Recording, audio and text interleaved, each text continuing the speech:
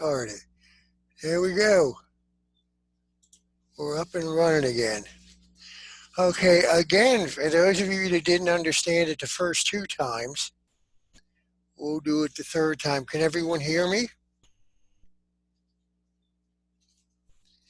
And can everyone see the shared screen? Yes, sir. Okay, good. Okay, double dies versus doubling part 2. Last time we talked about double dies. Today we're going to talk about doubling. So doubling is not a double die, it's a variety. The usual cause is damage. And there are currently 3 types or categories: mechanical die fatigue and abrasion. Now, mechanical doubling is probably the most common of the 3 and goes by various names such as machine doubling, strike doubling. It's basically a flat second or duplicate image that appears on a raised design element of the coin. This doubling is a result of loose parts on the coining press, and this looseness is inevitable due to the constant, heavy, tons of pressure that pound on to both sides of the coins from the dies. So let's look at the different types of mechanical doubling. We've got push doubling, slide doubling, ejection doubling, and rim restricted design duplication. Well, that makes it sound pretty nice, doesn't it? Okay, push doubling is something very unique. It is something that happens, probably one of the most common of the mechanical doubling. It occurs when a die bounces off the surface of a coin, shifts position, and then lands lightly in a different spot, which you can see on the 2 photos up here on the shared screen. The diagnostic feature is a marginal shelving at the edges of the design elements, and the interior features often show rounded doubling that is easily mistaken for the effects of a double strike or a double die. So you can make a mistake, but you have to remember the difference between the 2. A double die is sharp. A mechanical doubling or the other types of doubling is more of a rounded doubling. Now, this push doubling can occur on either face, although it's most dramatic when it appears on the face struck by the hammer die. Remember, there's 2 dies, the hammer and the anvil. It can involve up to 3 closely spaced sets of accessory or doubling of the design element. It can occur on both faces simultaneously and often in different directions. Up to 3 doubling directions can be represented on a single face. So that does make it a little more unique. Hey, I got a question real quick while you're on this picture. Is Yes. this also seen, I see looking at this kind of doubling, it also looks like it's lower. Yes. Is that correct? So like typically on a double die, it'd be about the same level. Is that right? The same height? Yes. And usually your doubling appears more to the left of the original design element. You notice on the inside of the 9 and the outside of the 6, and the one that's next to it, the doubling's off to the left. So that's where it usually appears, as opposed to double dies, which are really sharp, and you can see them actually on either side, but they tend most of the time to be on the right side of the original element. Okay, slide doubling. Now this is pretty obvious, especially with this photo up here. The die drags itself through the newly struck design, smearing the features. As you can see, it looks pretty ugly. Strong cases of slide doubling are always restricted to the face struck by the hammer die. After reaching the lowest point of its downstroke, the hammer die shifts and it actually goes to one side without bouncing. As it drags itself across the newly struck design, it piles coin metal into the series of ridges. Weak cases of slide doubling found on the reverse face have previously been assigned to ejection doubling, but there is no way to prove that this is actually what happens. So there's still questions about some of the components of slide doubling. And we'll move on to ejection doubling. And this is usually blamed on a coin sticking to the anvil die during the ejection process. Not normally considered as some types of both push and sliding doubling attributed to this. The die drags itself through the newly struck design and still smears it a bit. And it just looks sort of like the previous type, but there is a very fine difference between the two.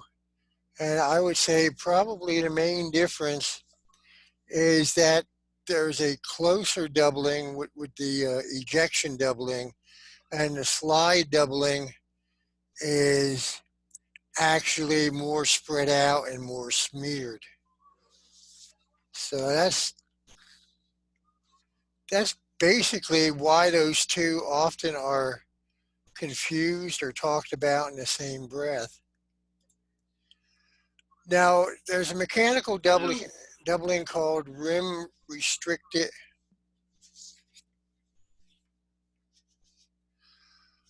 design duplication. And you can see what that does. That's really interesting in that it happens that particular way.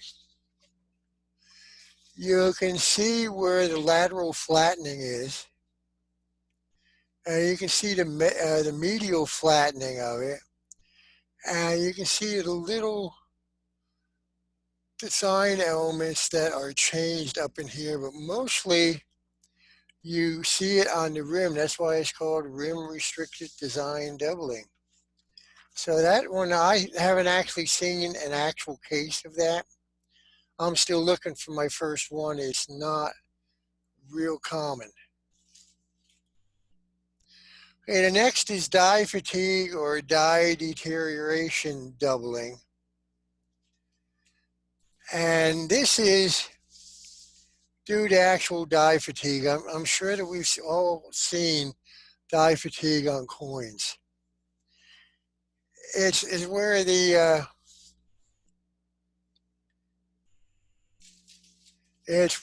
actual die itself is starting to deteriorate. They use these dies, both the hammer and anvil, at least 300,000 times. And when you get up around 300,000, then cracks will start to appear. There'll be a deterioration. And we call this die deterioration doubling, DDD. The appearance is highly variable. It's often raised, but sometimes it can be in the incuse. Incuse die deterioration doubling is often seen on copper-plated zinc cents, but occasionally does appear on other denominations of coins. Excuse me. It may completely surround an affected design element like a number or a letter, or may be restricted to one side. And it happens when dies are not replaced in a timely manner and begin to wear and fail during the actual minting process. Now, what you're seeing here is the infamous example of a 1955 when the working dies for the Lincoln cent were not replaced in a timely manner. The doubling formed on the last digit, the 5, of the date. In extreme examples, the last 2 digits of the 5 for the 1955 can also be found in Lincoln cents from 1947, 48, and 53. And you also see it, the second photo is on a 1999 Jefferson nickel. So it can appear, but this is one thing that you see an awful lot is the actual die deterioration. Now, abrasion doubling. It may surprise you, but this has been debunked. It's no longer a type of doubling. I included it to make everyone aware of this fact. Abrasion doubling was supposed to be the inside abraded die doubling and the outside abraded die doubling by Alan Herbert. The inside was alleged to be a type of intentional modification applied to a working die. And abrasive was said to be used to restore and enlarge letters that had lost clarity due to die wear. This form of abrasion doubling has been shown not to exist. All supposed examples of inside abraded die doubling are clearly cases of die deterioration doubling. Outside abraded die doubling was said to be an occasional side effect of intentional die abrasion, such as die polishing, stoning, or lapping. And such a procedure is undertaken to remove light clash marks and other superficial damage. And it was supposed that the abrasive was moving the metal around so as to create a secondary image. This form of doubling has also been proven to be a myth.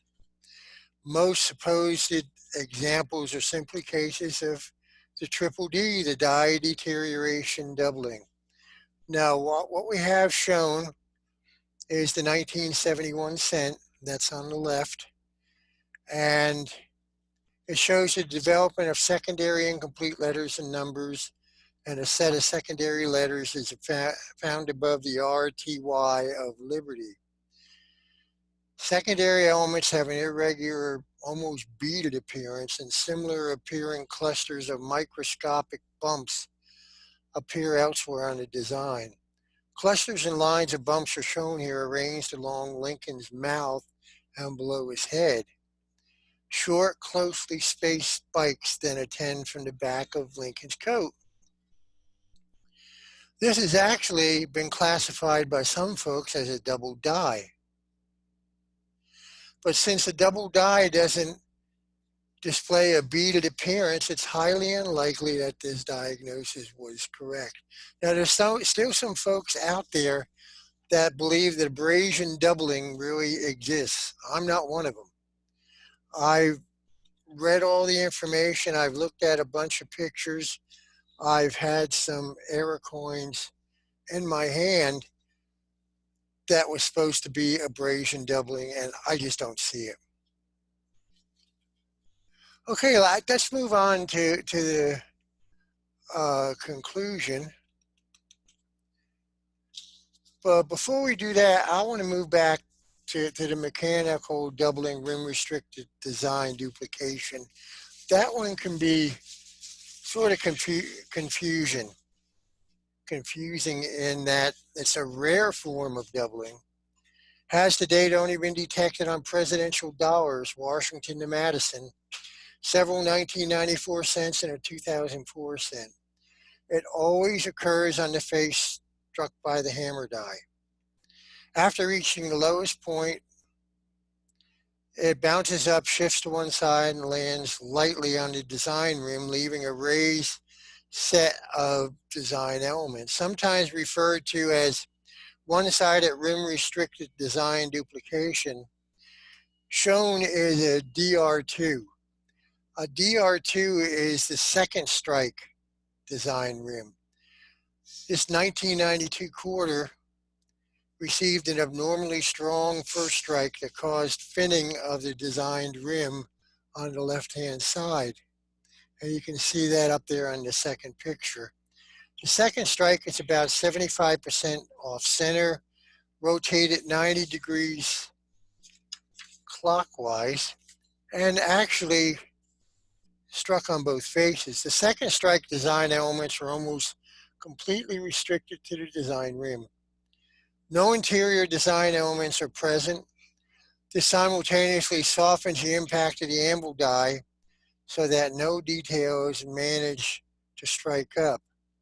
Now the second, well actually the third photo up here, but the second coin is a 2005 cent that received a normal first strike and a slightly off-center rim restricted second strike.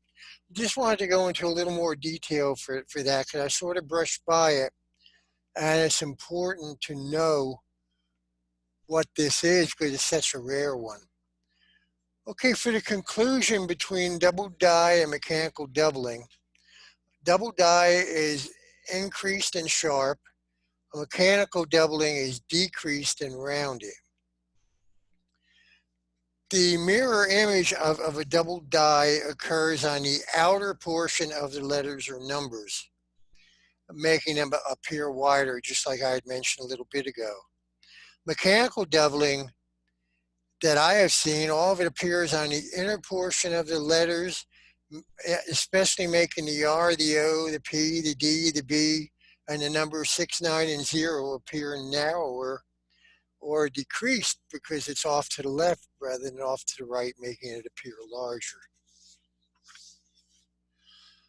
Putting it all together and into a clear perspective, I always refer back to the artist sketch by Chuck Dockery.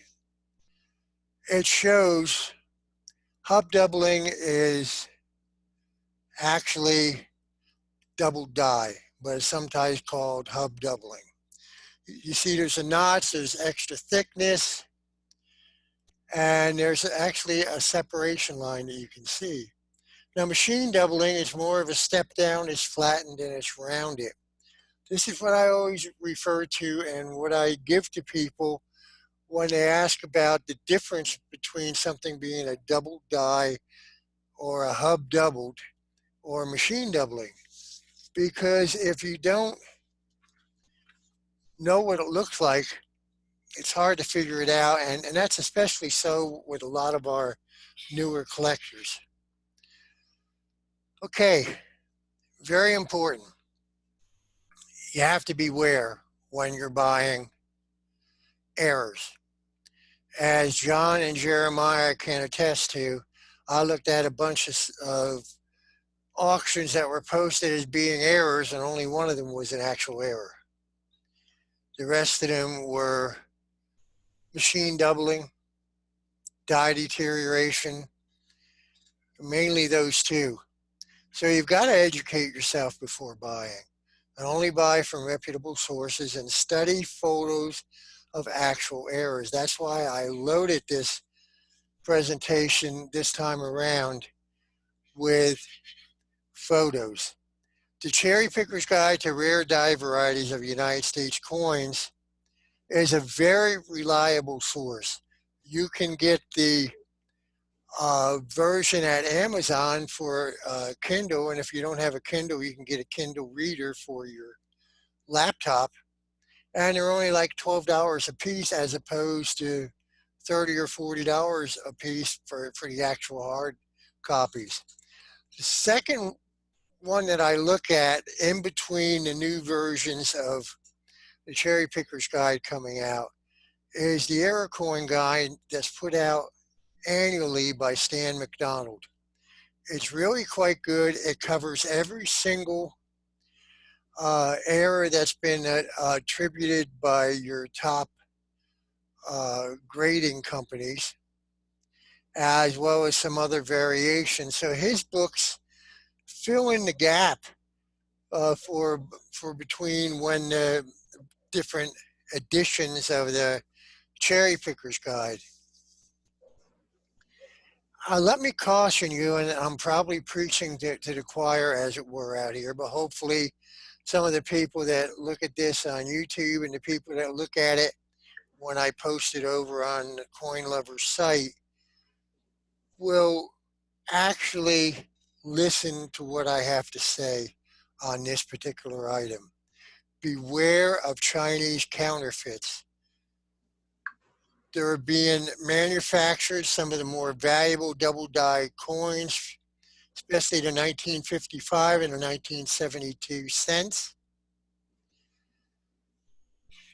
are high quality coins made by a counterfeit manufacturer in China. Unfortunately, it's not against the law in China to make, quote, reproductions or fake copies, as I call them, of United States coins. Therefore, before you buy one of these high priced coins, you should make sure that you are buying it from a reputable coin dealer or purchase a coin certified by a third party grading service. Now, let me add a caveat to that. I have seen cases opened and fake coins put in where they're actual coins that were attributed by one of our top party grading services. So you have to be very, very, very careful when you buy these. I look at them real carefully. Looking at a photo isn't really the way to do it unless you've got a very sharp photo with good lighting. You're not going to be able to tell. I can't tell. When I ask some of the people that are the experts that I look to, such as Chuck and